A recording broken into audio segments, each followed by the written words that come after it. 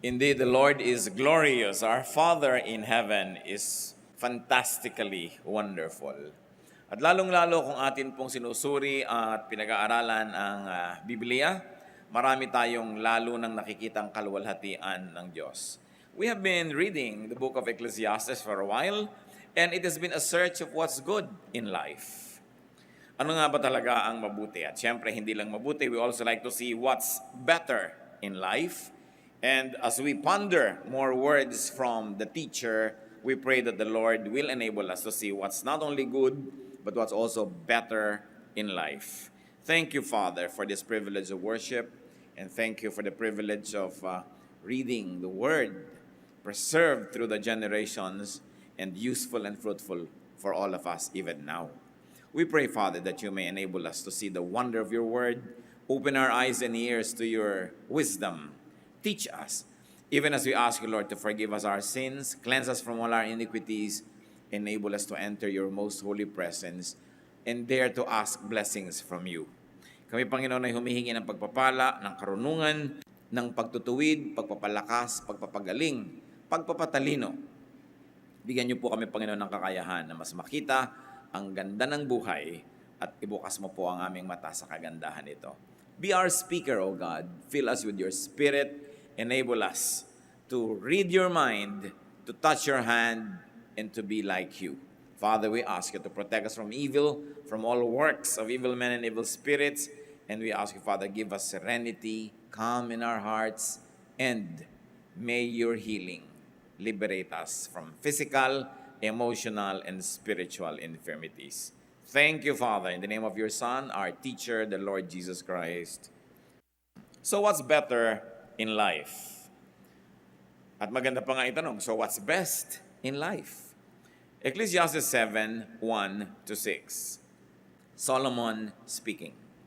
A good name is better than fine perfume, and the day of death is better than the day of birth.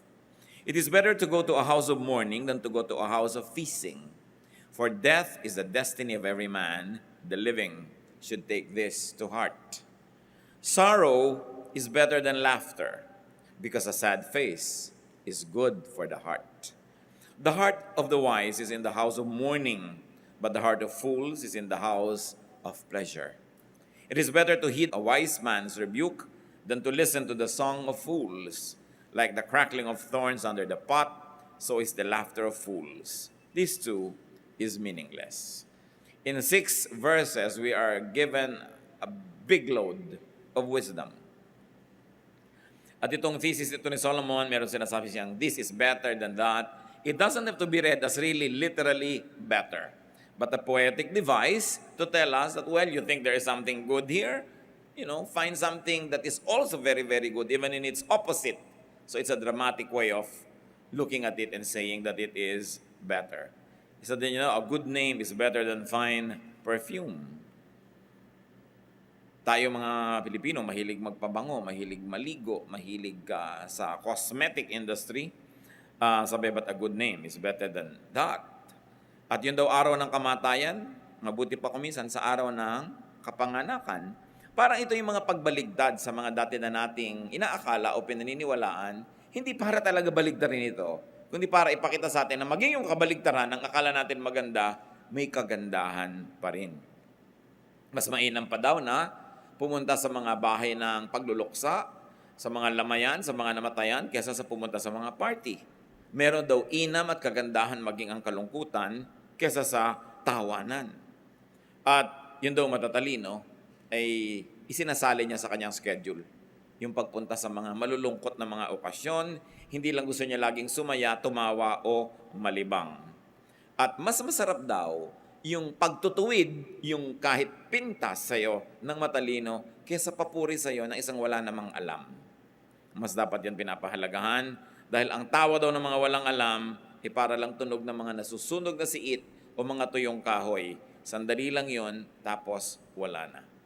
As we have said, better did not be read as literal better, but just for contrast, for dramatic effect. So what's better in life? according to the teacher, a good reputation. A good reputation in the end, up to the end, therefore a respectable life.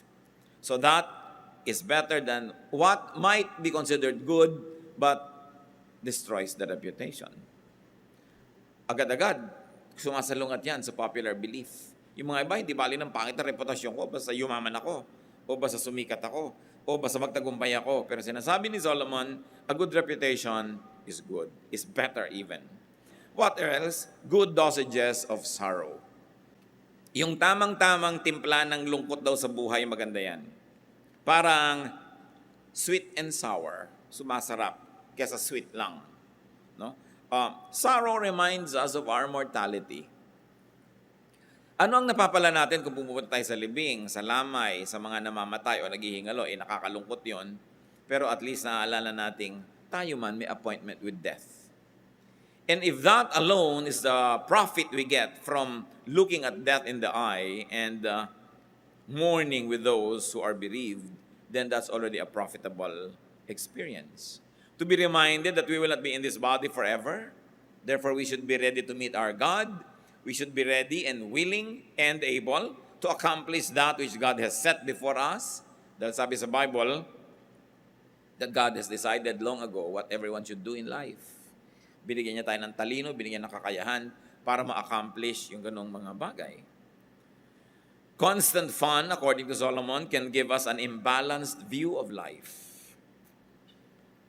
Constant fun can render us unprepared for the inevitable, which is death, sorrow, and suffering. Nangyayari talaga yun sa buhay. So maganda, nakakapag-practice ang tao. Kaya daw yung mga bata na maganda, may mga pets, at kumisan yung mga pet nila nagkakasakit, kumisan namamatay pa, yung bata nagkakaroon siya ng education and practice kung paano ang isang mahal mo sa buhay ay magkasakit at maaaring mamatay. Na pagdating ng panahon na nangyari sa tao na mahal niya, na mas mabigat, mas masakit, meron siyang konting pagsasanay sa kalungkutan para hindi siya maitumba ng biglang dating ng ganitong mga uri ng problema. Sorrow offers inevitable hurdles and immediate goals. Pag ang tao may lungkot o may problema, meron siyang agad-agad na kailangang gawin. At kung ang tao mayroong agad-agad kailangang gawin, hindi siya dumarating sa punto na ano ba ang buhay? Ba't ba ako nabubuhay? Ano ba yung purpose ng life? Kasi kumisan, pag dumadating ka sa mga ganong tanong at wala kang maisagot na magandang purpose ng life, nawawalan ka ng gana sa buhay. Pwede kang ma-depress, pwede kang mawalan ng direksyon. Sabi, ito ang blessing pag lagi kang may problema. Hindi mo na iniisip kung ano yung buhay. Ang problema mo, laging solvein yung problem ko, gawin yung dapat kong gawin, kailangang mautang ko yung dapat kong mautang, dapat mabayaran ko yung dapat kong mabayaran. Pero kung wala kang ganun, lumulubog-lubog ang araw, wala kang maisip na gagawin, lumulungkot-lungkot ka. Ayaw natin magkaroon ng problema, pero ang pinapakita dito ni Solomon, kahit sa problema, meron ka mapapala. Kahit sa lungkot, merong benefit. Na napaka-importanting isipin na hindi ka lang dapat mahilig sa pagsasaya. Pinagpapraktisan din ang lungkot. Sapagkat ito isang bagay na hindi pwedeng maiwasan sa buhay. Ecclesiastes 7:7. Extortion turns a wise man into a fool, and a bribe corrupts the heart. Ito kasing Ecclesiastes, collection ng wisdom ito, kaya bigla-biglang kumakambyo, bigla-biglang naiiba yung topic, bigla-biglang may ibang ituturo, at yan ang ating pattern na sinusunod. Kaya kung saan tayo dali ng verse, doon naman tayo nagpupunta. What is better in life in this part of Ecclesiastes? Integrity. Integrity is better than whatever might give you benefit but will erode your integrity. To be above and beyond reproach. Yung meron kang delikadesa, meron kang self-respect, and people also respect you because you live in a respectable way. Ecclesiastes 7 verse 8, the end of a matter is better than its beginning, and patience is better than pride. So ang mahalaga daw, hindi yung simula lang, kundi yung katapusan, o natapos mo ba yung sinimulan mo. Anong pinapahalagahan dito ng teacher? Consistency, steadfastness, to be able to deliver a promise, to be able to do what you had set out to do, so that you would have not totally wasted time. Pag simula ka ng simula at hindi mo naman tinatapos, magsisimula ka uli ng bago, marami kang nasasayang na oras na dumadaan, hindi na bumabalik, ikaw ang nalulugi. So what is important here is to complete what has begun. At kung hindi natin kayang tapusin, huwag nating simulan. Kakambal siyempre nito, itinuturo sa atin ni Solomon, magplano ka. Kung may project ka, tingnan mo yung costing, kaya mo bang tapusin? Kung hindi mo kayang tapusin, huwag mo simulan. Meron ka bang energy hanggang matapos yan? O baka naman sandali lang yung energy mo, bukas wala na, consider all of that. Because many people waste time, talent, and treasure beginning many things and not finishing them. Another thing that's better in life, Ecclesiastes 7:9, do not be quickly provoked in your spirit, for anger resides in the lap of fools. So not being quickly provoked to anger is better than being provoked. That's what he's trying to say. So what is better here? Calm, serenity. Payapa, tahimik ka, mahinahon. That you are unruffled. You're like a quiet pond without blemish on its face. At kasama doon siyempre is forgiving, understanding, and ignoring an offense or forgiving offenders. Sabi niya, anger resides in the lap of fools. Yan ay inaalagaan lang, pinapatagal, kinikimkim ng hindi matalino, yung galit. Kasi yung galit, sinisira ka, at lalo naman yung taong kinakagalitan mo, yun ay maaari mong masira. At sa pagsira mo sa kanya, hindi pwedeng hindi ka rin madamage. Kaya ang matalinong tao daw, hindi na niya hinahayaang magalit siya agad. Kung magagalitin kayo 5 years ago, pwedeng ma-excuse yun. Pero kung hanggang ngayon, magagalitin pa rin kayo, boring na yun.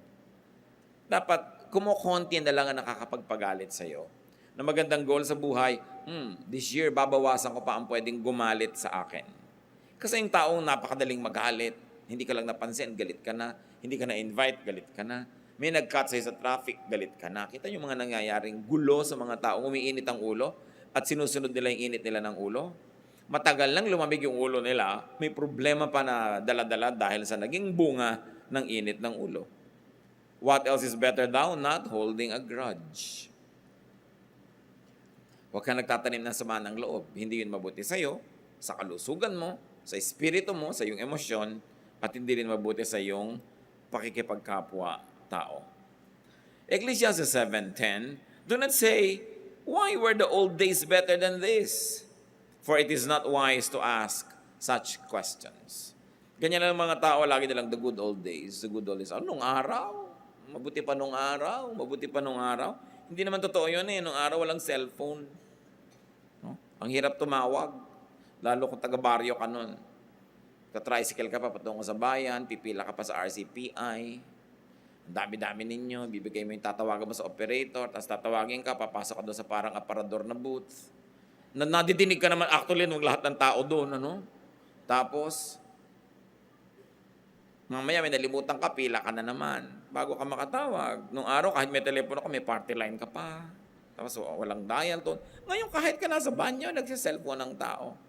Napakaraming madali. Natatandaan nyo ba nung araw, pag tinuturo kayo ng dentista, hanggang daliri nyo ang taba ng karayom, ang sakit. Ngayon, meron pang pre-anesthesia, anesthesia. Ang ginagawa ng buhay. Mga tao ngayon, bumibili pa ng mga mineral water. Walang ganyang gastos nung araw. So, ibig sabihin, may ginagastos. No? Kasi may pinagkakagastosan, may ginagastos. Hindi katulad nung araw. Good old days, good old days. Kasi pag sinabi nyo yon, lagi, lulungkot lang kayo. Dahil ang hinahabol nyo, yung tapos na. What Solomon is saying, it's better not to complain and not to compare the present unfavorably with the past. Do not keep on finding faults with what it is. Because you will only become sad. It would diminish enjoyment. It would diminish your appreciation of the here and now. And then you'll only be sadder. Dapat bilangin mo yung mga blessings mo. Sit down and count your blessings. Kung kayo nung araw ay nagtatype, pag nagkamali kayo, lalo may carbon paper, 5-6 na kopya yun, i-snowpickin mo isa-isa. Pagkatapos uulit-ulitin mo. Nung araw, pagka nag-layout ka ng magazine, ginugupit mo talaga yung papel, talagang cut, paste, literal, no? Ang dali-dali ng buhay ngayon, maraming comforts. At saka sobrang nade-democratize. The comforts you have, for instance, in texting, kahit kabalot vendor, Not even the Caesars of Rome had them. No? At kumisan, kung nakaka-afford ka kahit konting air conditioning, not even the emperors of Rome or the pharaohs of Egypt were able to air condition their bedroom. Maraming dapat ipagpasalamat ang tao. Ngayon, yung may nalulun ka na kung ano, nung araw, iintay mo na lang mamatay ka. Ngayon, opera ka, natatanggal yung nilulun mo. Kaya nung araw, matagal ang yung naghihingalo. Yung mga lola ko naghihingalo, 3, 4, 5 days. Yan ang kwento ng mga tao. Paano? Talaga inaantay nung may sakit na mamatay siya. Pero ngayon, ginagawan mo yan ng paraan. Sabi ni Solomon, don't always say the good old days were better. Nababawasan ang appreciation mo sa improvement ng humanidad at sa blessing ng tao sa ating kabihasnan, sa blessing ng Diyos sa tao. Ecclesiastes 7:11-12, wisdom, like an inheritance, is a good thing and benefits those who see the sun. Wisdom is a shelter as money is a shelter. But the advantage of knowledge is this: the wisdom preserves the life of its possessor. So may dalawang shelter na sinabi dito, wisdom and money. Hindi sinasabing walang kwentang shelter ang money. Maraming nagagawa ang money, so you make a lot of money. Ngayon, kung ayaw niyong itago, ibigay niyo sa akin. O ibigay niyo sa mga mahal niyo sa buhay. But produce wealth. Because money is a shelter. So niya, advantage yan. Pero alam niyo, mas advantageous ang wisdom. Because wisdom preserves life. It is possible that money can actually destroy life.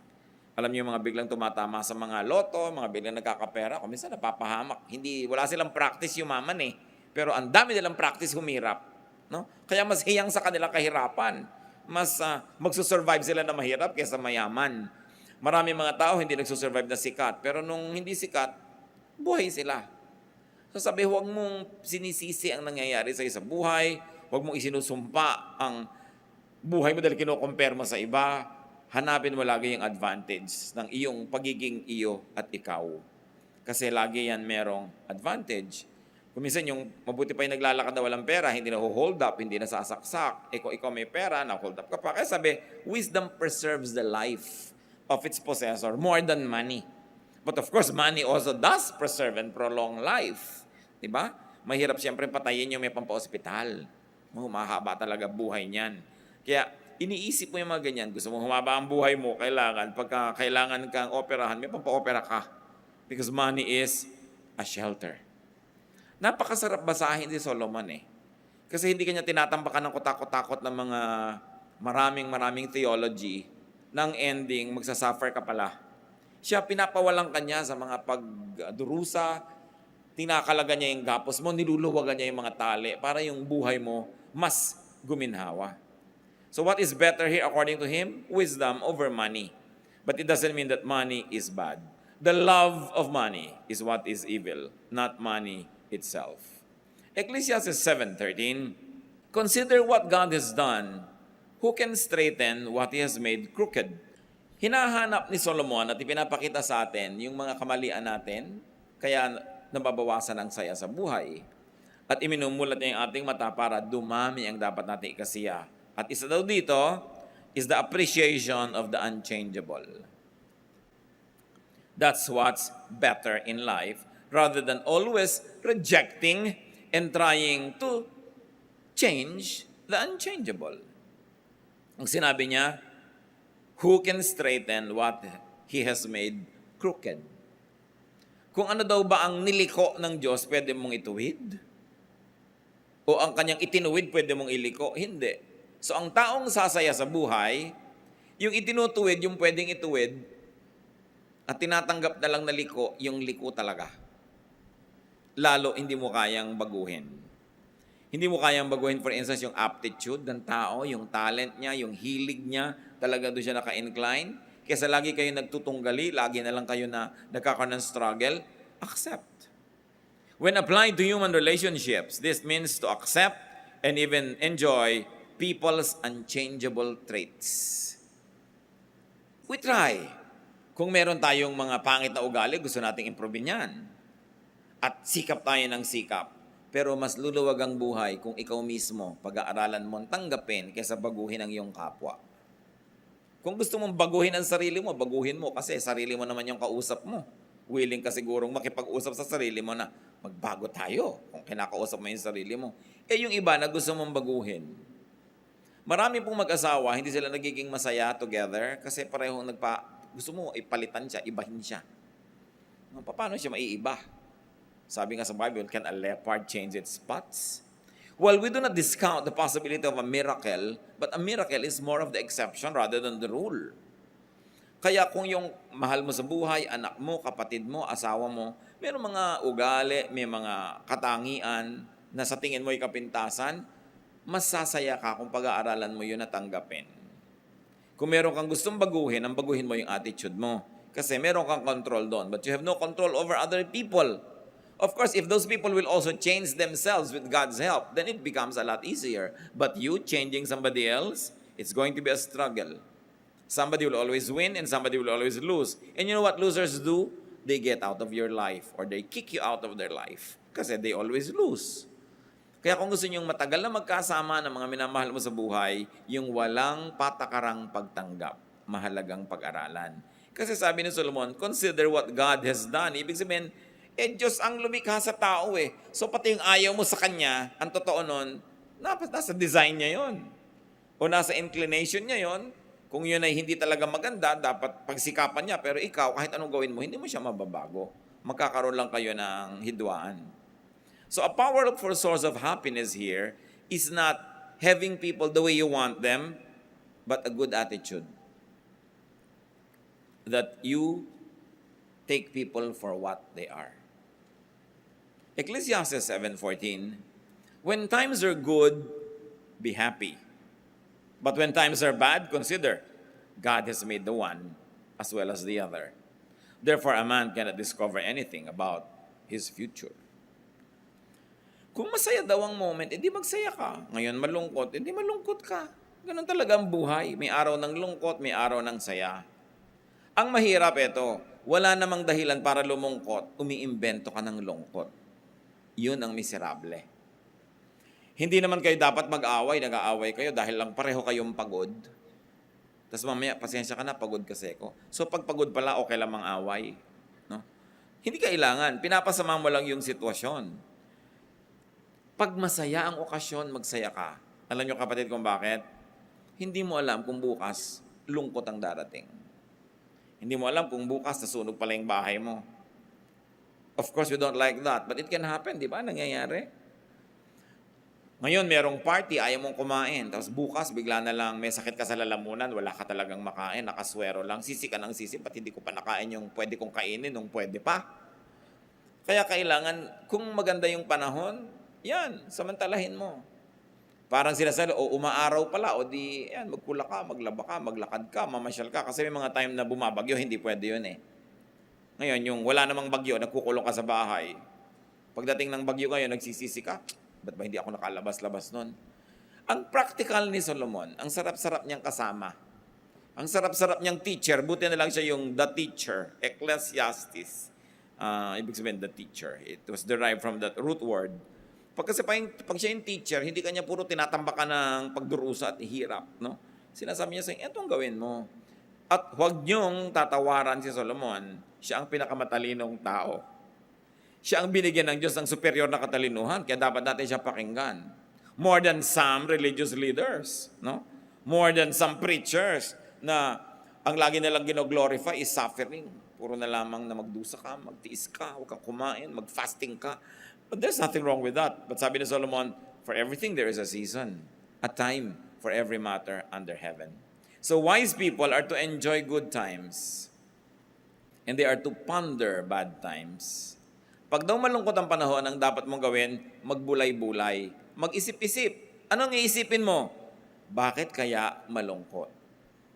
Meron kaya akong pananagutan o kontribusyon sa lungkot na ito? At pag nasabi nating meron, pag-aralan mo, paano ko kaya hindi na ito uulitin para huwag uling magkaroon ng ganitong klase ng lungkot? So kahit yung lungkot mo, nagkaroon ng lesson. At kung may lesson yon, may benefit kahit yung kalungkutan. Ang mahirap, laging may lungkot pero hindi mo nalalaman kung bakit hindi ka man lang kasi nag-iisip. Nagkakaproblema. Anong benefit?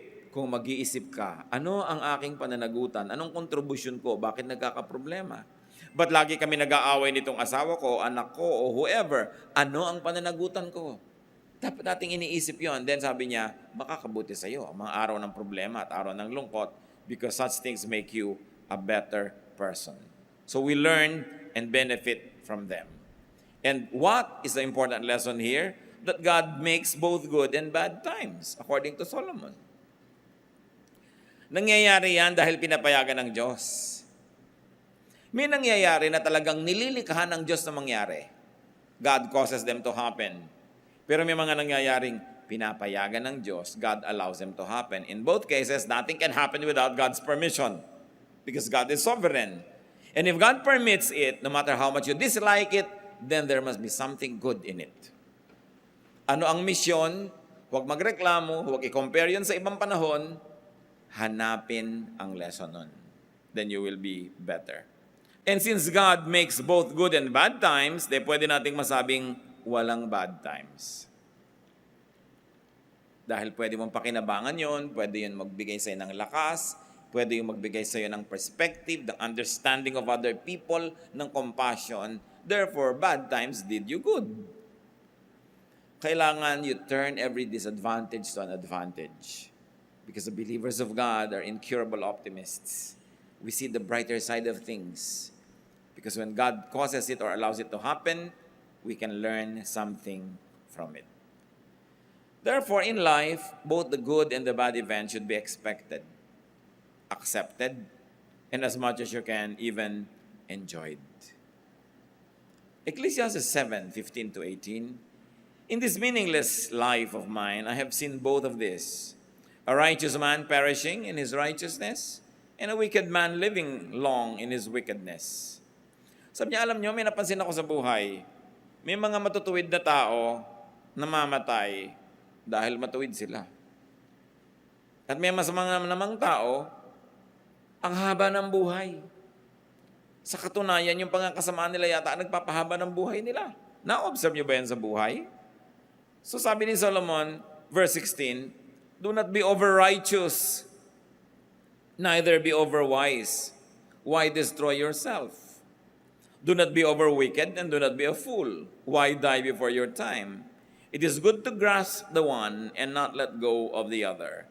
The man who fears God will avoid all extremes. I wonder if this is the first time that it has crossed your mind. The wisest man on earth, gifted by God with superior and excellent wisdom, says, do not be over-righteous. Okay, magandang banal, pero huwag kang super banal. Sabi niya. Magandang matalino, pero huwag kang super talino. Halos wala ka nang ma-enjoy sa buhay pag ganyan ang ginawa mo. Sa kabaligtaran naman nun, do not be over-wicked. Madadali din ang buhay mo, marami magagalit sa'yo, o masisira ang katawan mo. Sabi niya, do not be a fool. Sabi niya, eto ang isang katangian ng tunay na makadiyos. Hindi siya nagiging extremist. Di ba marami mga tao pagka naging religious, overly religious? Ito yung kaharap mo siya, wala kayong pinag-usapan ko di Diyos, Biblia, mga kabanalan. At kung aaminin mo sa sarili mo, ayaw mo na siyang kaharap. Dahil nakakasawa na ang topic niya. Meron naman na overly wicked, walang pinag-usapan ko di yung mga pinatay niya, o kung ilan ang kulasisi niya, o anong mga kasalanan niya, hindi rin nakaka-edify. Sa niya, alam niya, ang tataong totoo, may konti ka nito, may konti ka nun, talagang nadadapa ka, tumatayo ka, meron kang konting kabutihan, may konti ka rin kasamaan, part ng pagkatao mo yon. Sabi niya, ang sino man natatanggapin na ganyan, talaga ang totoo, ikaw lang ang magkakaroon ng peace with life. Na hindi mo ine-expect ang mga tao to be perfect. No? At ang kabaligtaran niyan, because nobody could be perfectly good, nobody is also perfectly evil. Hindi mo pwedeng ibuntun sa isang tao lahat yung kasalanan at lahat ng pagsisi. May mabuti rin dyan.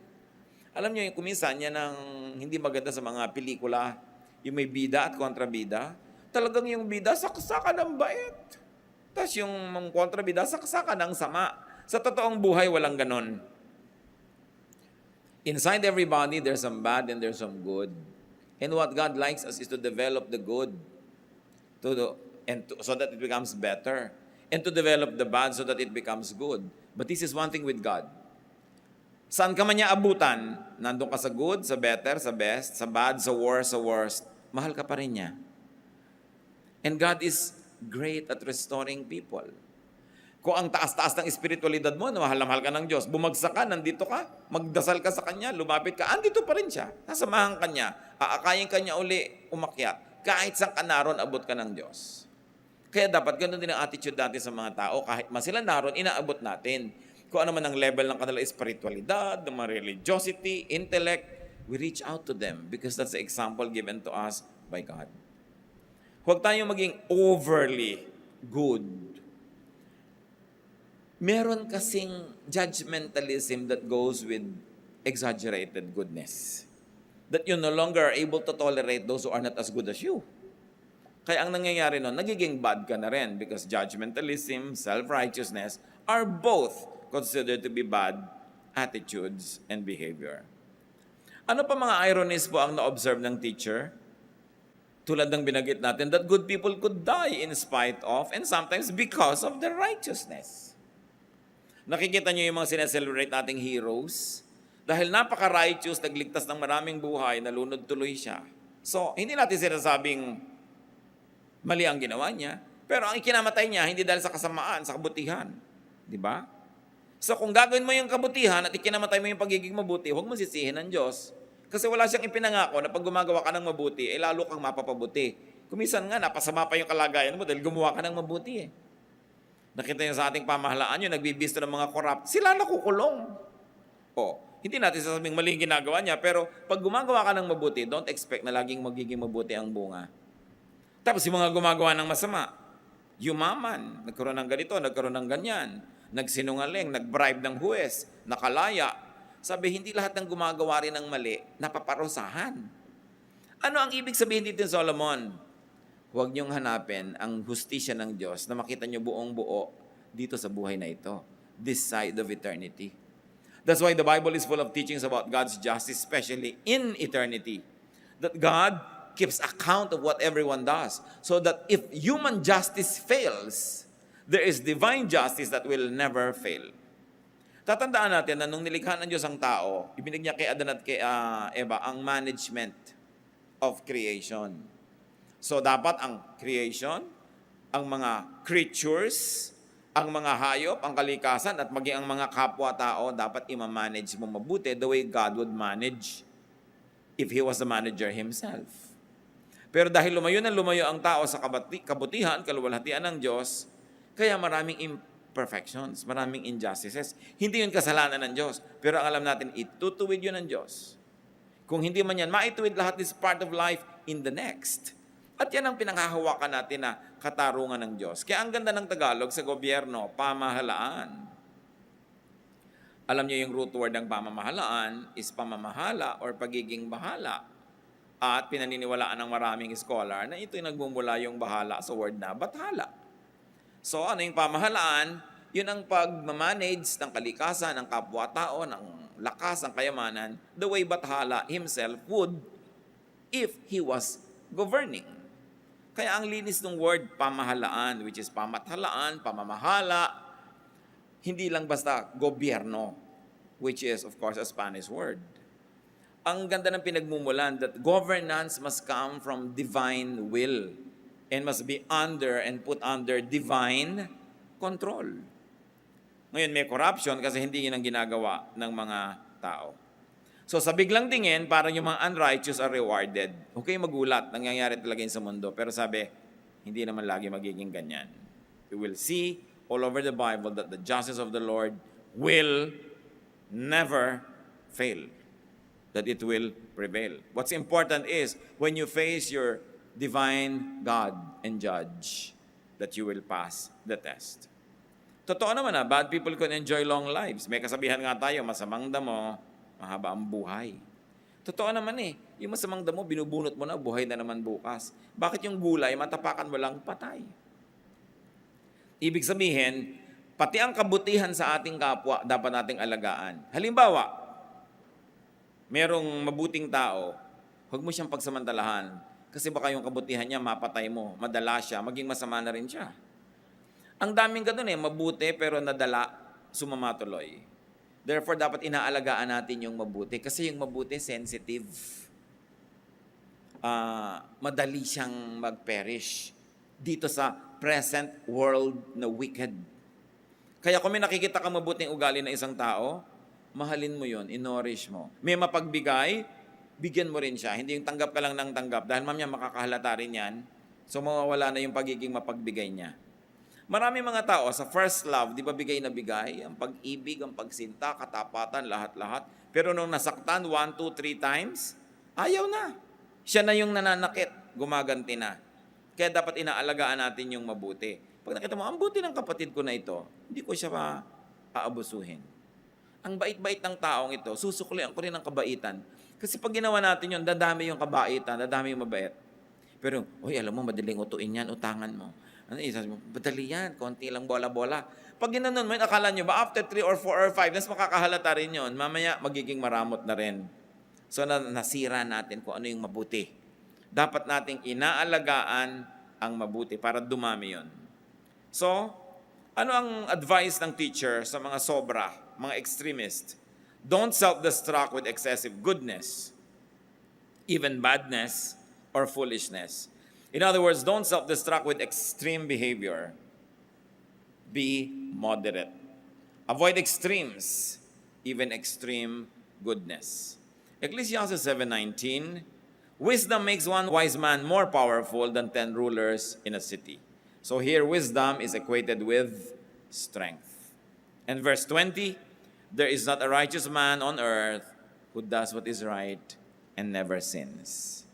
Bago pa sinabi sa book of Romans that everyone has sinned and fall short of the glory of God, sinabi na ni Solomon, wala naman talagang kahit mabait at mabuting tao na hindi nagkakamali. Anong application mga kapatid? Meron kayong mahal sa buhay na generally mabuti, tas nagkamali, patawarin. I-restore, turuan, pero huwag ipagdiinan, tapakan, kalimutan, kasi wala naman talagang perfectly righteous. Sobra naman na paghanapan natin ang ating kapwa ng perfection. Kahit sino siya, kahit ano siya. Sometimes we over-idealize our mothers, so hindi natin iniisip na pwede sila magkamali. We over-idealize our fathers or our religious leaders or our teachers.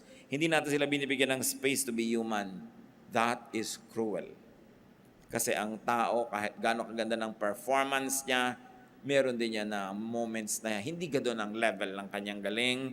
May moments na siya mahina, so dapat natin siyang bigyan ng ganong puwang. This implies that people should not try too hard to be over-righteous. Yung talagang, halimbawa, walang-wala sa mood mo. Halimbawa, kahit pa nga talagang antok ka na, pinipilit mo kami sa mag-pray, sa umaga ka na tuloy nakaka-amen dahil nakakatulugan mo, no? Ubod ng habang prayer dahil magdamag. Pagising, amen. Haba. Pero yung pala, hindi naman talaga nag-pray. So, alam naman ng Diyos yun. So, huwag mo nang pilitin ang sarili mo. So, Lord, bukas na lang po ako mag-pray. Antok na talaga ako. Ba't mo naman pipilitin? Sabi, may ganun talaga. Ngayon, kailan ka magpe-pray ng talagang thorough, mahaba? Di yung nung nasa mood ka, yung ganado ka talaga, may conviction ka. Kasi iba-iba naman yung klima everyday.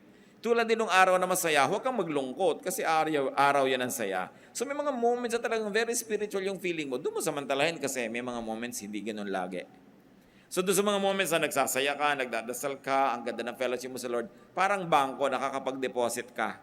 Dumadating yung time na tigang ka sa espiritu, may mai-withdraw ka man lang dahil may pinagbubunutan ka ng goodwill between you and God.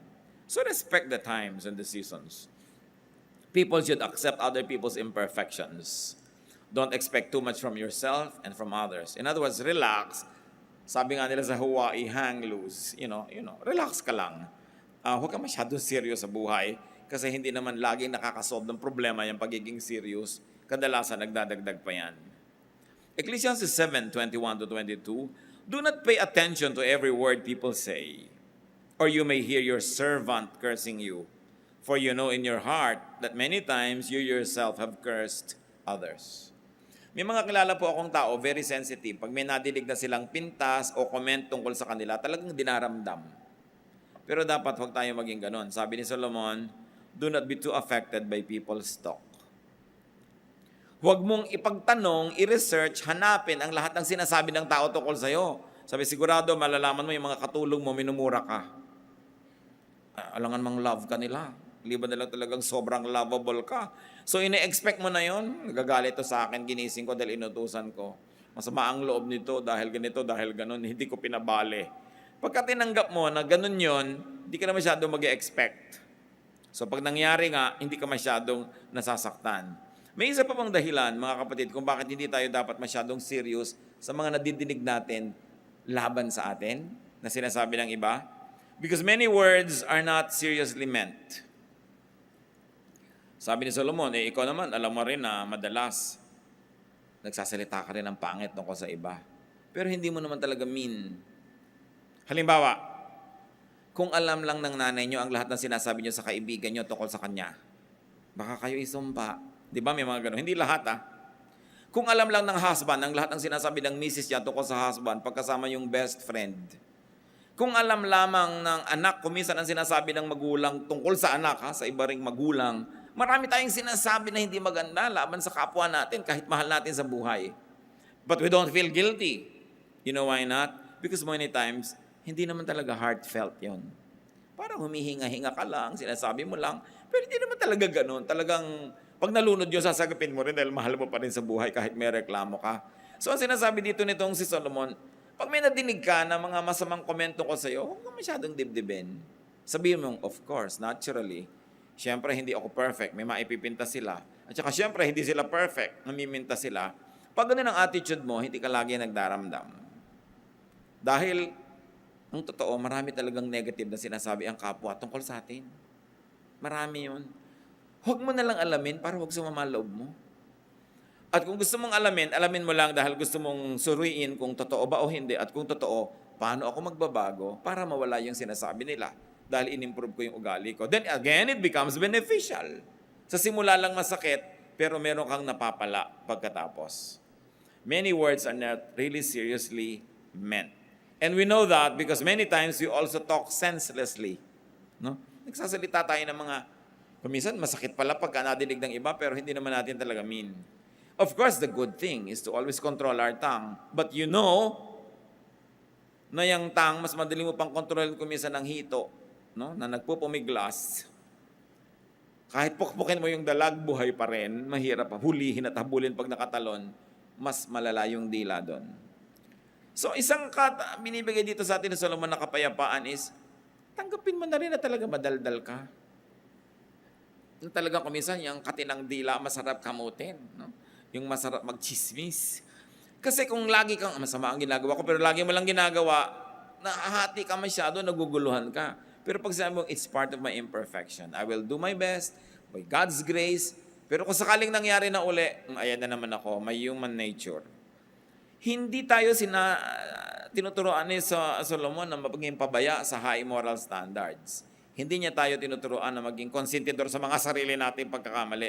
Ang itinuturo lang niya sa atin, tao ka, tanggapin mo na tao ka.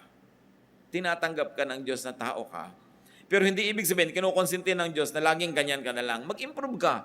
Pero kung hindi ka pa nag-i-improve, keep improving, pero be at peace with yourself.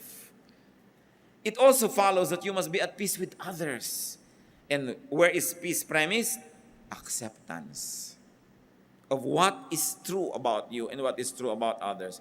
And the moment you accept what is ugly but truthful about yourself, the more you will love God because God loves you in spite of. And the more you will appreciate God because God never gives up on us.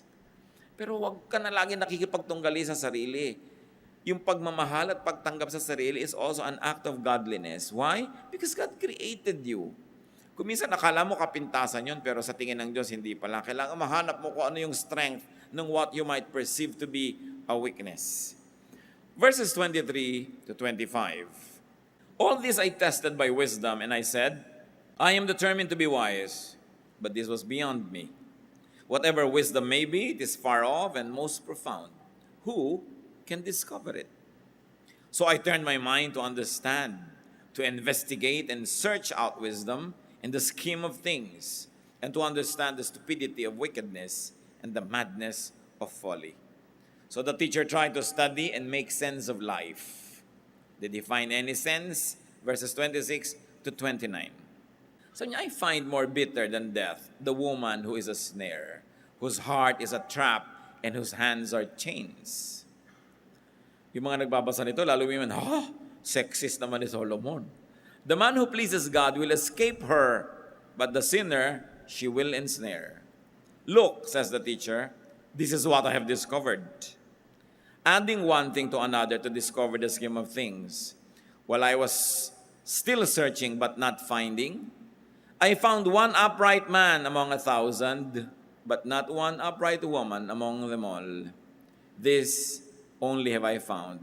God made mankind upright, but men have gone in search of many schemes.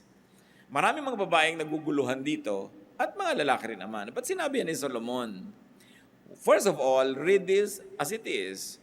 Do not fault Solomon or apologize for him. He is a product of his time. No? May mga context talaga ang paningin nila nun sa mga gender. But, I have a suggestion on how to read bad woman. Sabi niya, ang pinakamalalang mangyari ay yung meron ka maengkwentrong bad woman. Sabi niya, yung bad woman, wala kang pag-asa. Pagkaya nang dumating sa iyong buhay. Sabi niya, talo ka, sira ka. I propose it to be read this way. That Solomon being a man, for him a man means one's strength. But for him, a woman is probably one's weakness. Weakness si Solomon, women Alam niya naman yun, di ba? Na libo-libo yung mga asawa niya. Dami-dami talaga. Yun ang weakness niya. At sinasabi ng maraming mga propeta ng kanyang panahon, naging dahilan ng pagbaba ng kanyang status with God. So pag sinasabi niyang, yung woman, ang curse sa buhay, yan ang problema, he could mean that one's weakness is a trap. Like a woman is a trap to a man whose weakness is a woman. That one's weakness, whatever that is, a man, a woman, a child, vice, drugs, one's weakness is a trap. And one's weakness must be avoided and would be avoided only by strict obedience to God. May weakness kasi Solomon, women. In matters not concerned with man's weakness, there is a possibility of goodness, of success, and godliness. But it is impossible to be good when one submits to his weaknesses. Kasi sinabi niya, a good man you can find, but a woman you cannot find any. And I was reading it that way, and I said, it does not violate sound interpretation. Because a wise man like Solomon cannot possibly say na walang mabuting babae ni isa sa mundo. It could be a poetic way of comparing two things. People's weaknesses and desires twist their minds. Like a woman can twist the mind of a man na sobrang weakness yung woman na yun. So what is good? What is better? Continue to read Ecclesiastes.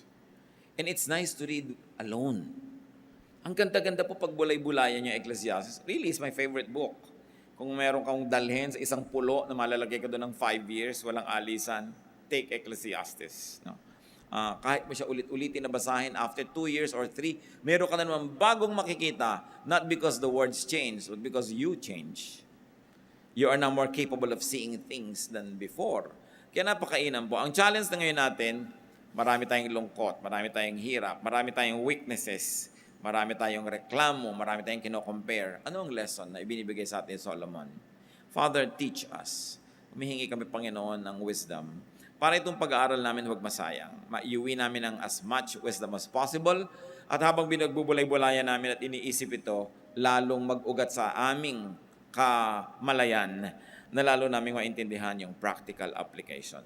Sa ilang saglit, magbulay-bulay tayo mga kapatid sa major points that the Spirit of God has touched you on na ipinapaalala sa atin na merong lesson from Ecclesiastes, from the Word of God given to Solomon. Consider such words and make peace with yourself and with God. Let's pray in silence.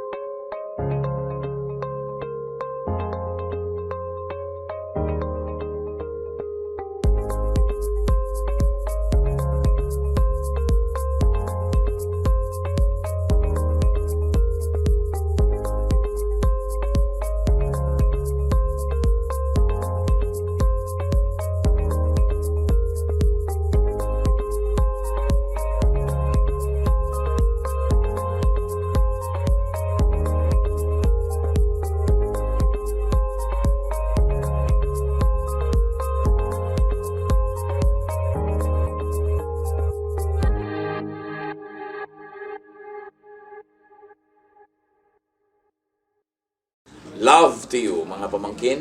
Dito tayo mag-aral ng salita ng Diyos. Dito tayo mag-aral ng mga practical na bagay. Magdalanginan para sa isa't isa. Makinig ng mga mensahe. At dito tayo magsasama-sama spiritually sa ating official Ed Lapis YouTube channel na ang address ay Sabi ni Kuya Ed. Remember, dito tayo ha. Sabi ni Kuya Ed, ang ating official YouTube channel. Do not forget to subscribe. Click the subscribe button and ring the bell for notification. Like, comment, and share our official YouTube channel. Visit Ed Lapis website for daily devotion, audio podcast, latest video message, send your prayer request, subscribe to mailing list and more. Visit edlapis.com.ph.